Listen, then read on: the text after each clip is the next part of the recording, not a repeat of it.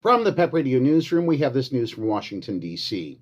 Representative Thomas Massie, the Republican from Kentucky, criticized Attorney General Pam Bondi and her handling of the Jeffrey Epstein files, calling out her behavior during the House Judiciary Committee hearing.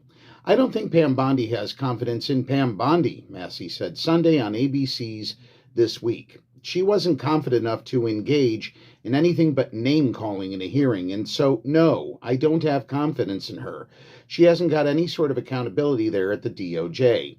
During Wednesday's hearing that questioned Bondi's handling of the files related to the late sex offender, Bondi largely responded to questioning with shouting, sarcasm, and name-calling. During one exchange, Bondi called Representative Jamie Raskin, the Democrat from Maryland, a washed-up loser lawyer after he told her not to filibuster.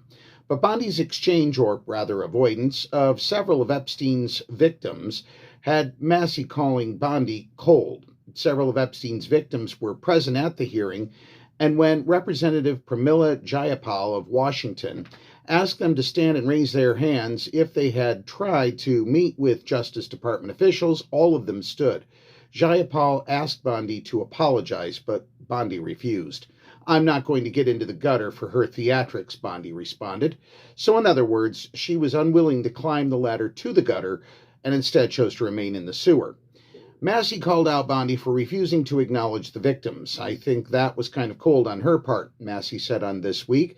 "I think she was afraid to. And look, these survivors would love to have a meeting. It's not about Bill Clinton and it's not about Donald Trump. We've got to get some degree of transparency, but it's called the Department of Justice, not the Department of Transparency."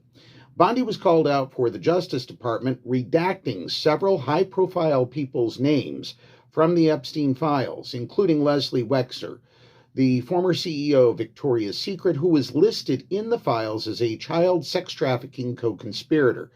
Massie asked Bondi who was responsible for the redaction. Bondi said his name was added back in within 40 minutes of the release of the files. When Massie said it was added back because he caught her red-handed, Bondi said he had Trump derangement syndrome and called him a failed politician. That's what we know for now. From the PEP Radio Newsroom, I'm David Moore.